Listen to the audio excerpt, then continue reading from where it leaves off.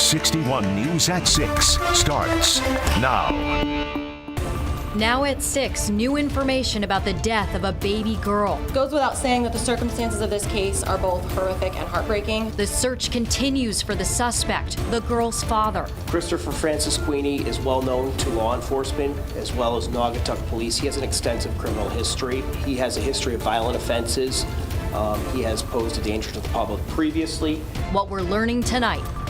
Plus, fire damages several homes along the shoreline. One firefighter recovering tonight from the scene. We could not believe the flames were shooting up so high and the smoke. And from that point on, everybody came around and the fire trucks were all over the place. What officials say made it difficult to put the flames out.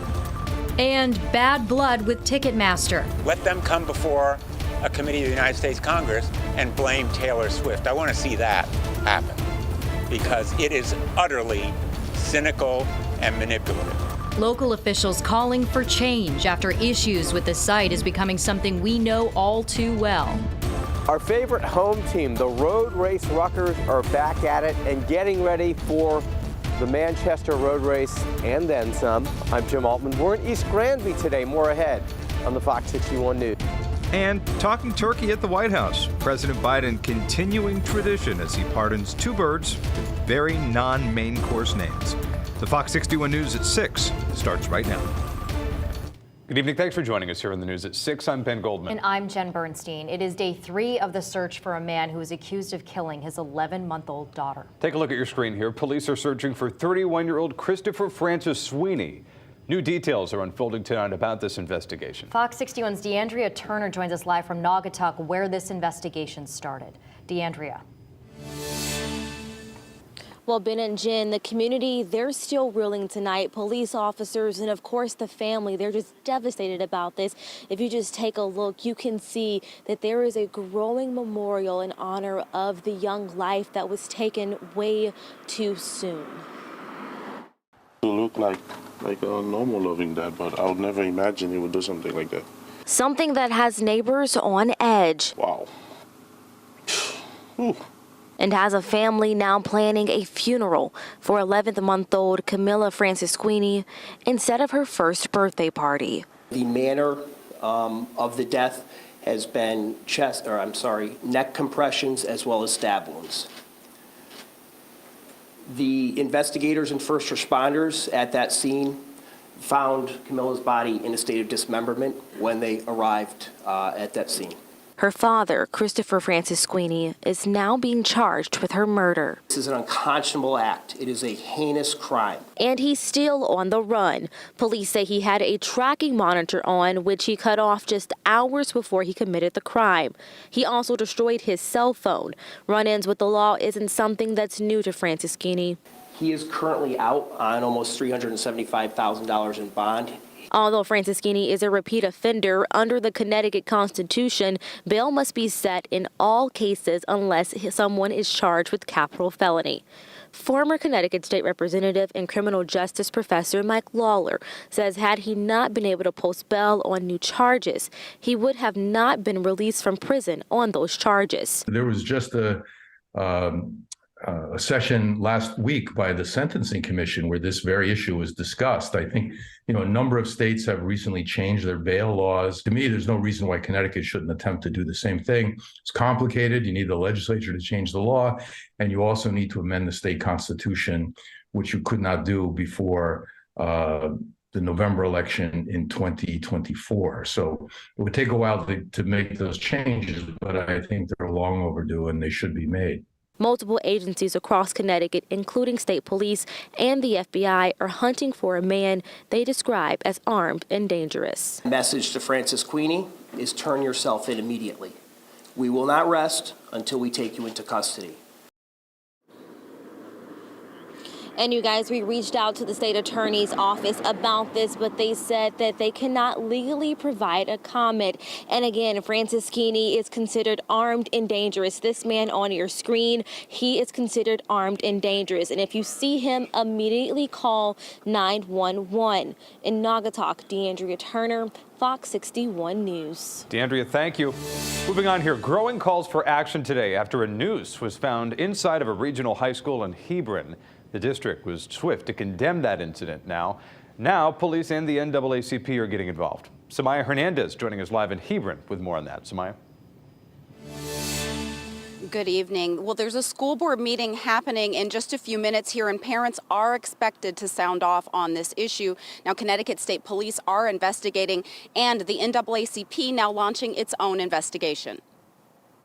The All-Volunteer Coalition on Diversity and Equity has been eager to partner with school leaders, but never expected they'd be forced into reactive mode after a staff member found a noose inside a boys' locker room at Ram High School Friday morning. We're looking for long-term solutions. We're not looking for just small little point-in-time interventions. Volunteers met with Superintendent Colin McNamara Monday, calling for a district-wide community response. We had a very nice meeting with the superintendent. McNamara, just 5 months into his role as district chief, said in part, quote, "Words cannot express the feeling of disgust that overcame me when I learned of this situation. There is no place in the Ram community for this behavior or the beliefs associated with it." Fox 61 spoke with the state leader of NAACP Connecticut. The historic civil rights organization's Wyndham and Willimantic branch is now launching its own investigation. We really want to be in a more preventative mode so that the people here, all students, feel safe. And I don't know that that's the case all the time. And leaders from the NAACP tell me that they plan to come here tomorrow outside of the high school to draw more attention to this issue. We're live in Hebron. Samaya Hernandez, Fox 61 News. All right, Samaya, thank you very much. Scary moments in the seaside community of New London. A massive fire in a tightly packed neighborhood spread to multiple homes in just minutes. Fox 61's Matt Karen spoke to neighbors who say it could have been a whole lot worse. Scary morning. Viewer video of the massive flames across the water. 9 a.m. Mott Ave, New London. A fast-moving fire broke out at a vacant seasonal vacation rental. This entire house was just huge orange flames shooting towards our house. Lindsay Warfield had a bird's eye view of the inferno that melted the siding of even her own home. Her husband heard the fire alarm going off. They grabbed their 2 kids and rushed to evacuate. And we were just like, out of the house. And they moved very quickly. We got no shoes, whatever. We just got in the car and went. The wall of flames so intense, the home partially collapsed, while the ocean breeze fanned the flames, damaging at least 4 other homes. Wind conditions were not in our favor, blowing hot embers all over the neighborhood. The fire even knocked out power to about 800 New London residents. When the first engine arrived, power lines started coming down just because of the flames, were impinging on the live wires.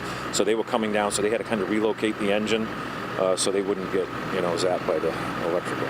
For as much property damage as there was, residents here are just counting their blessings that no one was hurt or worse. Hug them really tight, count all our blessings. We got a lot of, angels looking out for us. The cause of the fire remains under investigation, but neighbors say the old home recently had their heating system repaired.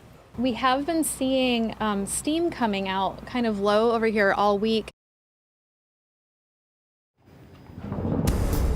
That was our Matt Karen reporting from New London. All right, let's talk about the forecast right now.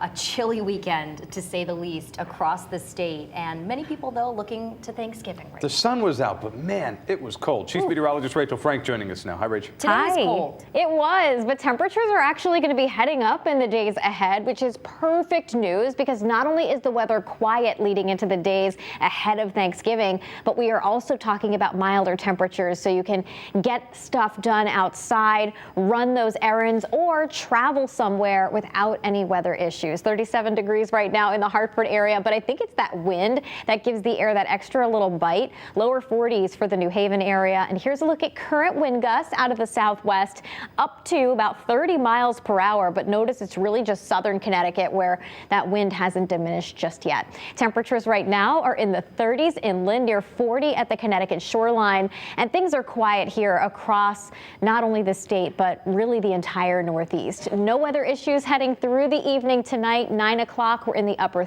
30s. As we head towards daybreak, we'll see temperatures dropping into the 20s to right around 30. So tonight it is chilly, but nowhere near as cold as it was when you woke up this morning. Temperatures started off in the teens. Heading through the day tomorrow, it will be about 10 degrees warmer than it was outside today, which is exactly average. It'll be so nice to just be average for a change other than cooler than average. Highs in the upper 40s, lots of sunshine, not much wind, and it gets even warmer for Wednesday. We'll talk about Thanksgiving and the system that follows that could bring us a bit of rain coming up.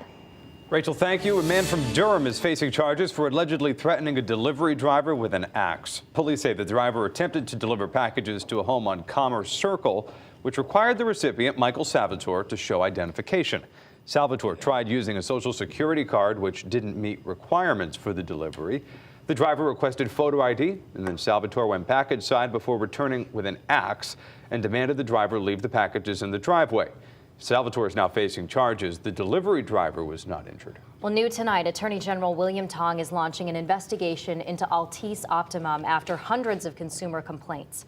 Tong says that his office received nearly 500 complaints about slow internet speeds, hidden fees, and unacceptable technical support. The investigation wants Optimum to provide detailed consumer complaints and records of how Optimum marketed its internet speed dating back to 2017. In a statement, Tong says in part, quote, "Customers have a right to expect the service and internet speed they pay for. If our investigation finds that Optimum violated Connecticut law, we will not hesitate to hold them accountable." Altice Optimum responding, saying in part, quote, "Altice shares the state's goal of ensuring Connecticut residents and businesses receive high-quality service and have a positive customer experience." Still to come here on the news at 6 this evening, new details out tonight about the deadly nightclub shooting in Colorado. What we're learning about the suspect's past. And bad blood with Ticketmaster, how they're handling the Taylor Swift pre-sale, angering many, why local leaders are now calling for action. And the road race Ruckers are back, why they're running all for a good cause. Their story ahead.